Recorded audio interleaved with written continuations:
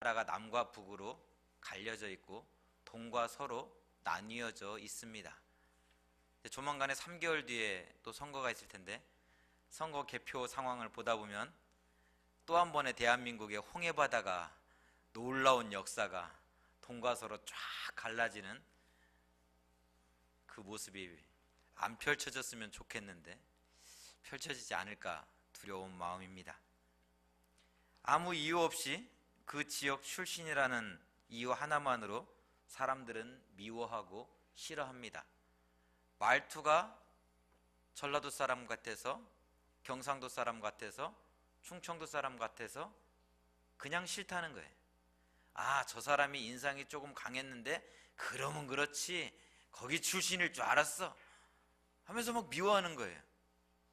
한 번은 지나간 교회에서, 제가 충청도 이남 지역이다 보니까 전라도하고 이렇게 좀 경계선에 있습니다. 그래서 전라도 사투리가 조금 섞여 있습니다. 근데 장로님들이 그러셨는가 봐요. 아, 이상원 목사 전라도 출신이야. 그래서 좀 강한가 봐. 근데 막 온 교회 소문이 다 났어요. 근데 선임 목사님이 부르더니 그러는 거예요. 목사님 충청도 사람 아니야? 네, 맞는데요.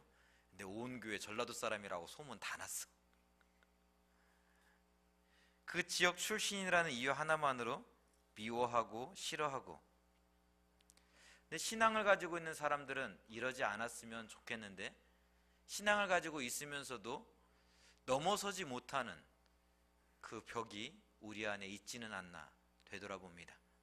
혹여라도 우리가 신앙을 가지고 있으면서도 어디 출신이라는 선입견을 가지고 있다면 그 사람은 오늘 하나님 앞에서 고백할 수 있기를 원합니다. 하나님이 밉다고 말입니다. 하나님이 싫다고 말입니다. 왜 하나님이 이 사람을 그 동네에서 태어나게 하셨는데, 하나님이 이 사람을 이 동네에서 태어나게 하셨는데 내가 그 사람을 지금 미워하고 있잖아요. 하나님이 보내신 사람인데 내가 이 사람을 미워하고 있다고. 차라리 하나님한테 하나님 나 당신이 정말 믿습니다. 한 동네 다 태어나게 하시지 왜 이 동네 저 동네 태어나게 하셔갖고 서로 미워하게 만드냐고. 하나님을 미워하면 될 것 같습니다. 신앙이 없는 사람들이면 그냥 그런가 보다 하는데 우리가 믿음을 가지고 있으면서도, 하나님을 믿으면서도, 하나님의 주권을 인정하면서도 그런 마음이 우리 가운데 조금이라도 있다면 우리는 정말 다 내려놓을 수 있어야 될 것입니다. 억울한 일은 이뿐이 아닙니다. 요즘 병원에서 건강검진을 받다 보면 부모님의 병명을 쓰라고 합니다.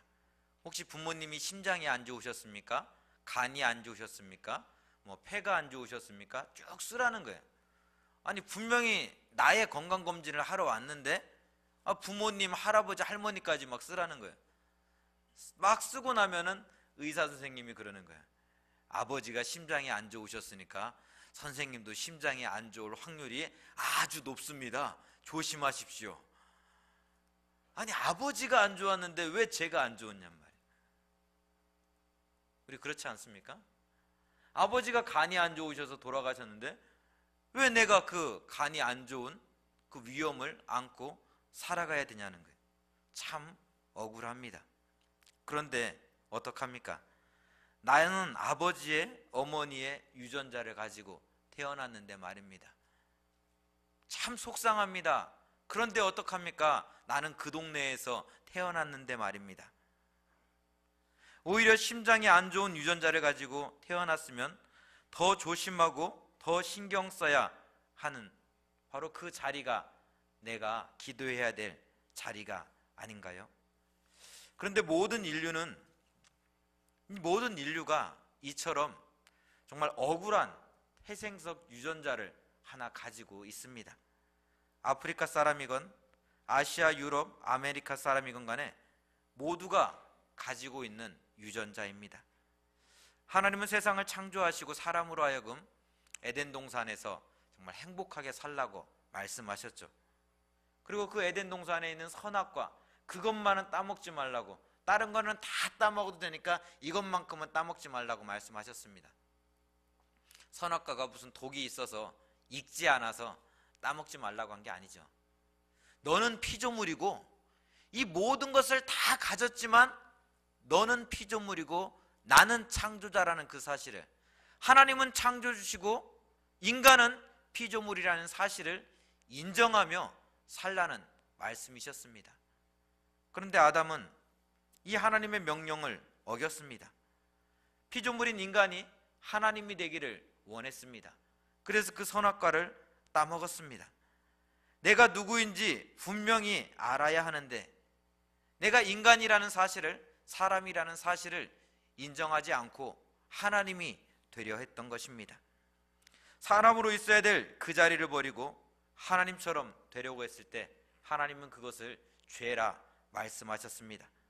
그리고 나의 자리를 벗어나 하나님처럼 되려는 죄를 짓게 되었을 때 사망이, 죽음이 이 땅 가운데 찾아오게 되었습니다. 아담은 히브리어 아다마에서 유래한 단어입니다. 이 단어 가지고 있는 뜻은 흙, 땅이라는 뜻을 가지고 있죠. 형용사 에돔은 불다라는 그런 의미를 가지고 있습니다. 그러니까 아담이라는 그 뜻 속에는 붉은 흙이라는 어떤 의미를 가지고 있습니다. 그래서 아담은 한 개인의 이름이기도 하지만 인간 전체를 지칭하는 그러한 단어이기도 합니다. 하나님이 아담아라고 부르실 때 이 말씀을 조금 풀어서 이야기해 보면 이 흙덩어리 인생아, 이 흙덩어리 인생들아 라고 말씀하실 수도 있는 것입니다. 이것이 저와 여러분의 모습입니다. 내가 원하든 원치 않든 저와 여러분은 흙에서 왔기에 흙으로 돌아가는 것이 당연한 이치입니다. 아무리 죽기 싫어해도, 흙으로 돌아가기 싫어해도 한 번 태어난 사람이 흙으로 돌아가야 되는 것은 당연한 이치라고 히브리서 9장 27절은 우리에게 말씀하고 있는 이유도 바로 그것입니다. 그러기에 지난 재수요일 예배드릴 때 목사님 말씀처럼 사람은 흙의 모습을 인정하며 살아갈 수 있어야 됩니다. 하나님께서 나를 사람으로 지으셨음을 인정하고 내가 사람임을 알고 살아갈 수 있어야 합니다. 흙이 가진 여러 가지 특징이 있겠지만 대표적인 특징 한 가지를 이야기하려면 받아들임입니다. 생각해 보십시오. 나무가 흙에 심겨졌습니다. 근데 그 흙이 이 나무를 받아들이지를 않습니다. 거부합니다. 토해냅니다. 그럼 어떻게 할까요? 나무는 말라 죽거나 아니면 썩어서 죽습니다. 아니면 뿌리째 뽑혀서 그냥 죽어갑니다. 그런데 흙이 나무를 받아들이면 바위 틈에서도 뿌리를 내리고 죽지 않고 살아갑니다. 나무가 뿌리를 깊이 내리기 위해서는 더 깊이 파고들어야 되는데 그렇게 깊이 파고들면 파고들수록 흙은 자기 몸이 찢겨야 됩니다. 자기 몸이 부서져야 됩니다. 자기 몸이 더 큰 고통을 감내해야 합니다. 갈갈이 찢기면서 나무의 뿌리를 받아들여야 합니다. 그때 나무는 흔들리지 않는 커다란 나무로 자라갈 수 있습니다. 이것이 흙에게 주어진 사명이요, 흙이 감당해야 되는 모습인 것입니다. 흙을 통해서 이루실 하나님의 역사인 것입니다. 그런데 이러한 사명을 간직하고 있는 흙이 억울하다고 해서 나도 나무가 되겠다라고, 왜 나만 받아들여야 하냐고 이야기한다라면 어떻게 될까요? 그 땅에서는 어떠한 식물도 어떠한 생물도 살 수 없게 될 것입니다. 사람도 그렇습니다. 자라나는 아이들에게 가장 필요한 선생님이 있다면 그분은 지식이 뛰어난 분이 아닙니다. 아이들을 받아줄 줄 아는 선생님입니다. 아이들을 받아주면서 마음속에 있는 이야기들을 마음껏 꺼내놓을 수 있는 그 장을 만들어줄 수 있는 선생님, 그 선생님이 아이들에게는 가장 좋은 선생님이고 가장 필요한 선생님입니다. 두려움 때문에, 어떤 위축 때문에 나에게 허락된 가능성을 펼쳐보지도 못하고 그냥 도망가는 아이들이 아니라 하나님께서 나에게 허락하신 그 가능성을 온전히 다 꺼내 보일 수 있도록 그 자리를 만들어줄 수 있는 선생님, 만들어줄 수 있는 사람들, 선배들이 우리 주위에 있을 때 우리의 가능성은 무한대로 100% 하나님이 허락하신 그 모든 모습대로 펼쳐질 수 있습니다. 처음 교육전도사로 사역하던 교회에서 교육전도사인데 주일 오후 예배를 번갈아 가면서 2주에 한 번씩 이렇게 서게 했습니다. 정말 힘들었습니다. 어려웠습니다. 3년이 지나니까 붙박이로 주일 오후 예배 설교를 시켰습니다. 참 어려운 일이죠. 교육전도사인데. 근데 너무나 감사했습니다. 실수도 많고 부족한 것도 많았습니다. 그런 저에게 목사님은 예배 설교를 허락하셨습니다. 재정이 부족하기에 물질적 지원은 다 해주지 못했지만 기도하는 것들을 마음껏 할 수 있도록 모든 장을 열어주셨습니다. 언제나 그때를 생각하면 감사할 뿐입니다. 정말 부족하고 지금 돌아보면 참 부끄러운 모습들도 너무나 많이 있는데, 그러함에도 불구하고 그 모든 것들을 받아들여주고 펼칠 수 있도록 그 장을 허락해 주었다라는 것이 얼마나 감사하고 기쁜 일인지요. 이 저의 가능성을, 이 놀라운 사랑이 저의 가능성을 어쩌면 다시금 새롭게 일어설 수 있는 그 힘을 갖게 해준 귀한 시간이었습니다. 흙에서 왔음을 인정하십니까? 그렇다면 옆에 있는 분들을 받아주십시오. 때로는 내 몸이 찢겨질 수 있습니다. 옆에 있는 분들을 받아주면 받아줄수록 내 몸은 더 많이 찢겨져야 될 수 있습니다. 그러나 아파도 내가 안아주고 아파도 내가 끌어안아 줄 때 그로 인해서 아름다운 나무가, 숲이, 하나님의 나라가 이루어질 줄 믿습니다. 이것이 하나님께서 사람에게 허락한 사명이요 자리일진데, 아담은 자신의 자리, 사람의 자리를 잃어버렸습니다. 사람의 자리에 있기를 거부하고 하나님의 자리에 앉으려 했습니다. 우리 12절의 말씀을 함께 읽어보겠습니다. 12절의 말씀을 함께 읽습니다. 그러므로 한 사람으로 말미암아 죄가 세상에 들어오고 죄로 말미암아 사망이 들어왔나니 이와 같이 모든 사람이 죄를 지었으므로 사망이 모든 사람에게 이르렀느니라. 아멘. 그렇습니다. 아담이 사람의 자리에 있지 않고 하나님의 자리에 나아가려 했을 때 죄가 시작되었습니다. 더 많은 것을 갖고 싶었지만 오히려 죄의 결과인 사망이 찾아왔습니다. 죽음과 아픔의 고통, 해산의 수고를 겪어야 하는 삶을 살게 되었습니다. 더 두렵고 안타까운 것은 이 죄의 유전자가 정말 자식에게, 사랑하는 내 아들에게, 내 딸에게 절대로 물려주지 않았으면 하는 이 죄의 유전자가 흘러내려가고 말았다라는 것입니다. 이것은 내가 거부하고 싶다고 해서 거부할 수 없고 피해갈 수 없는 사실입니다. 이 사실, 아담으로부터 시작된 죄의 유전자가 흘러내려오는 것을 가리켜 우리는 원죄라 이야기합니다. 당신은 죄인이고 죄를 회개해야 한다고 이야기할 때 그 죄의 출발이 바로 여기에 있는 것입니다. 죄의 유전자가 당신 안에서 당신을 다스리고 있음을 인정하십시오. 죄의 유전자가 당신 안에서 당신을 지배하려 하는 것을 인정하십시오. 그런데 어떤 사람은 이 사실을 거부합니다. 나는 이 죄의 유전자를 가지고 있지 않다. 내가 무슨 죄인이냐. 나는 의롭다. 나는 아무 잘못도 하지 않았다라고 이야기합니다. 그럼 한번 돌아보십시오. 나는 오늘 흙의 모습으로 살았는지, 배고픔의 유혹에서, 명예의 유혹에서, 권력의 유혹에서 정말로 나는 자유했는지 스스로 한번 물어보십시오. 예수님께서 40일 금식하셨을 때 사단은 3가지 예수님을 시험합니다. 돌로 떡을 만들라, 성전 꼭대기에서 뛰어내리라, 나에게 절하라 라고 이야기합니다. 무슨 말입니까? 하나님과 동등됨을 취하시지 않으시고 흙의 모습, 인간의 모습으로 이 땅에 주님은 내려오셨습니다.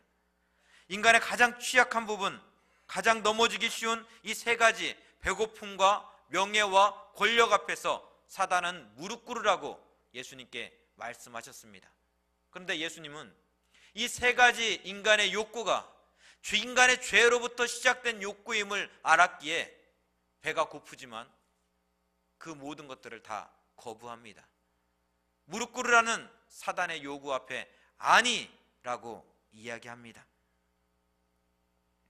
아담의 유전자를 가지고 있는 인간이면서 인간이라면 당연히 먹고 싶고 가지고 싶지만 인간의 죄성에서 시작된 유혹들이었기에 예수님은 단호히 거부하셨습니다. 하나님이지만 하나님과 동등됨을 취하지 않으시고 인간의 몸으로 오셨기에 배고픔을 느끼셨지만 죄의 결과로 만들어진 이 유혹을 예수님은 거부하셨던 것입니다. 사랑하는 성도 여러분, 내가 죄인임이 억울하십니까? 아담의 유전자, 죄의 유전자를 가지고 태어난 것이 속상하십니까? 그렇다면 속상해 하십시오. 억울해 하십시오. 왜 내가 죄인이어야 하는지 하나님 앞에 목 놓아 통곡하십시오. 그때 예수님의 십자가가 왜 나에게 필요한지 우리는 알게 될 것입니다. 왜 죄 없으신 예수님께서 십자가에서 피 흘려 돌아가셨는지 우리는 보게 될 것입니다. 인간의 몸으로 오셔서 그 모든 고통을 왜 감당하셨는지 우리는 깨닫게 될 것입니다. 그리고 주님의 보혈의 피가 나의 속상함도 억울함도 다 덮어주시고 그 모든 죄를 흰눈보다도 더 희게 밝히시는 것을 우리는 알게 될 것입니다. 아담은 죄의 문을, 예수님은 구원의 문을 열어놓으셨습니다. 아담은 인간의 욕구, 욕망을 위해 사는 대표적인 모습이 되었고, 예수님은 하나님께서 지으신 인간의 모습, 하나님의 영광의 도구로 사는 모습이 무엇인지 우리에게 보여주셨습니다. 그렇다면 성도 여러분, 오늘 헌신을 다지고 하고 있는 우리 심려전도의 회원 여러분, 우리가 따라가야 될 모형은 어디에 있습니까? 우리가 따르고 붙잡아야 할 분은 누구입니까? 죄의 출발인 아담입니까? 아니면 구원의 문을 열어놓으신 예수님이십니까? 당연히 예수님의 길을 따라야 하고 예수님의 길을 걸어갈 수 있어야 합니다.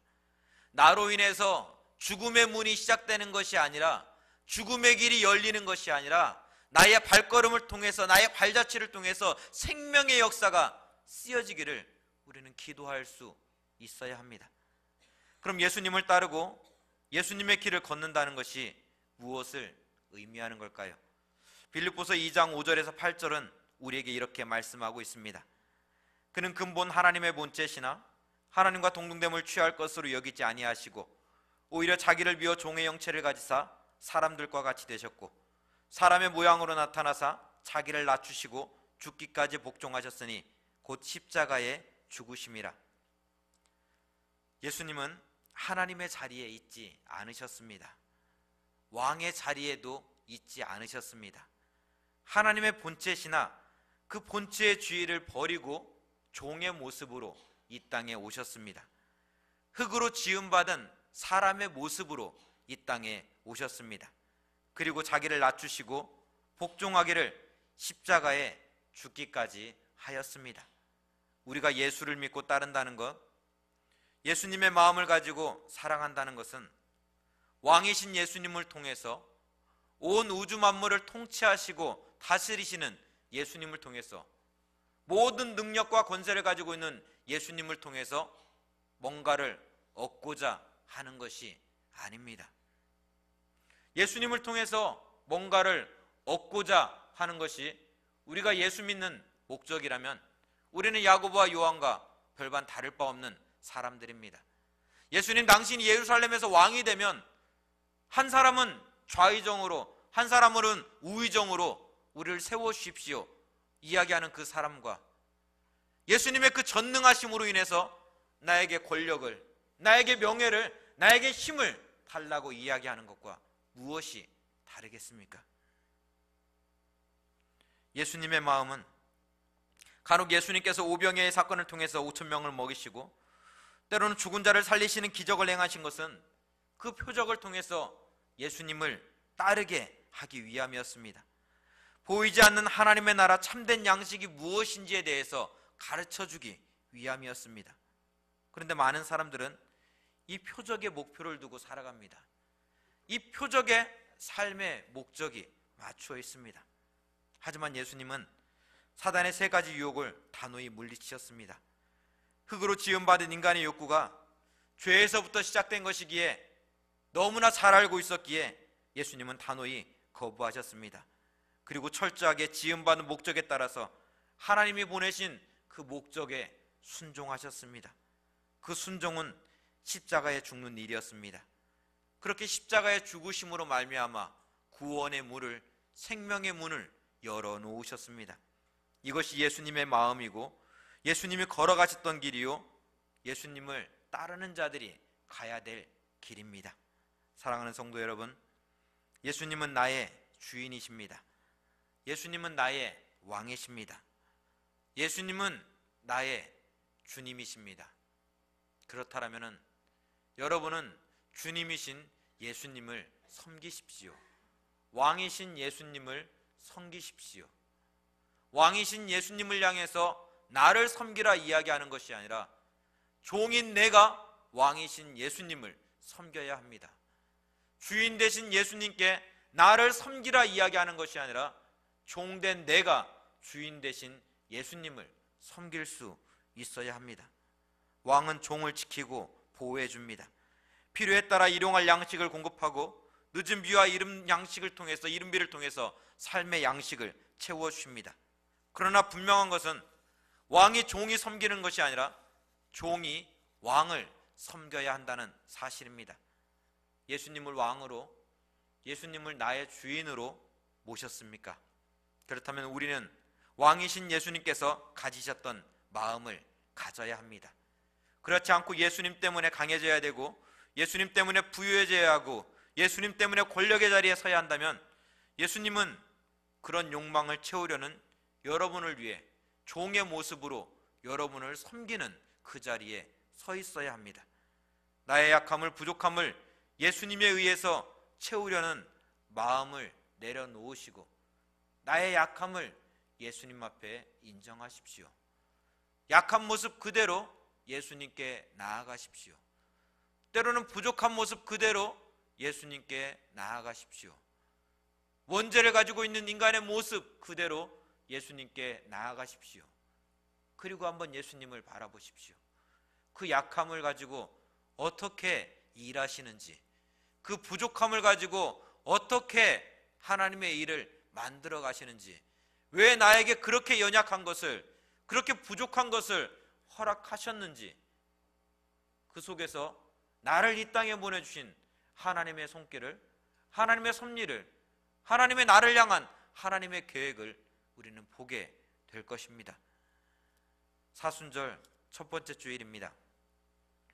저와 여러분을 위해 인간의 몸으로 이 땅에 오신 예수님, 십자가에 죽기까지 순종하신 예수님의 모습을 바라보고 따라가는 그 시간이 되기를 원합니다. 전능하신 예수님이 아니라 인간의 몸으로 오신 우리 주님께서 무엇을 좋아하셨고 무엇에 관심이 있으셨고 어떻게 하나님께 순종했는지 바라보고 말씀을 통해서 찾아볼 수 있기를 원합니다. 그래서 예수님께서, 인간의 몸으로 이 땅에 오신 예수님께서 찾아가서 우셨던 곳에서 우리도 함께 찾아가서 울어보고, 아파하던 곳에서 함께 찾아가서 아파하고, 인간인 예수님께서 오셔서 어울렸던 곳에서 함께 찾아가서 어울려도 보면서 왜 그분이 이 땅에 오셔서 그렇게 우시고 아파하고 그들의 친구가 되었는지를 우리가 느껴보고 고백할 수 있는, 경험할 수 있는 시간이 되었으면 좋겠습니다. 죄의 유전자를 가지고 시작했다는 것이 억울하십니까? 하지만 감사하십시오. 어두움이 강하면 강할수록 빛은 더 빛나게 되어 있습니다. 죄가 더한 곳에 은혜가 더 크게 넘쳐남은 그만큼 주님의 십자가의 은혜가, 사랑이 더 크게 다가오기 때문에 그렇습니다. 사순절 날 위해 십자가에 죽으신 예수님 생각에 나의 죄를 되돌아보고 바라봐야 하기에 더 고통이고 힘든 시간이 될 수 있습니다. 하지만 그 시간을 통해서 나의 죄를 대신하여 십자가에 죽으신 주님의 사랑은 더 크게 다가올 것입니다. 특별히 오늘 헌신을 다짐하는 우리 심려전도 회원 여러분, 종의 형체로 이 땅에 오신 예수님의 모습을 따라가십시오. 죽기까지 순종하신 예수님의 마음을 받아들이십시오. 인간의 눈으로 그 자리는, 때로는 그 길은 바보 같은 길입니다. 어리석은 길입니다. 어리석고 나약한 모습 같지만 그러나 그 길이 생명을 만드는 길입니다. 그 길이 구원의 문을 여는 길입니다. 가정에서, 교회에서, 섬기는 자리에서 여러분 한 사람 한 사람을 통해서 생명의 역사가 만들어지기를 주님의 이름으로 축원드립니다. 같이 기도하겠습니다. 하나님 감사합니다. 죽을 수밖에 없는 죄인된 나를 위해서 십자가에 죽으시고자 이 땅에 오신 그 주님을 바라보며 나아가는 사순절 첫 번째 주간을 보내고 있습니다. 죄의 유전자를 가지고 태어났기에 예수님의 보혈의 피가 아니면, 예수님의 십자가의 은혜가 아니면 살 수 없는 저희들입니다. 그 십자가를 바라보고 그 십자가를 붙잡고 예수님의 마음을 가지고 생명의 역사를 만들어갈 수 있는 우리 대항의 모든 가족들이 되어줄 수 있도록 주님 도와주시옵소서.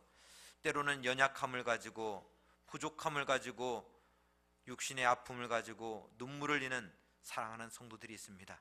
하나님, 그 약함을 허락하신 이유가 무엇인지, 그 약함을 통해서 이루실 하나님의 놀라운 역사가 무엇인지 보고 듣고 경험하는 시간이 되어줄 수 있도록 주님 도와주옵소서. 그래서 입술에 불평이 아니라 감사가 넘쳐날 수 있는 귀하고 복된 사순절이 되게 도와주옵소서.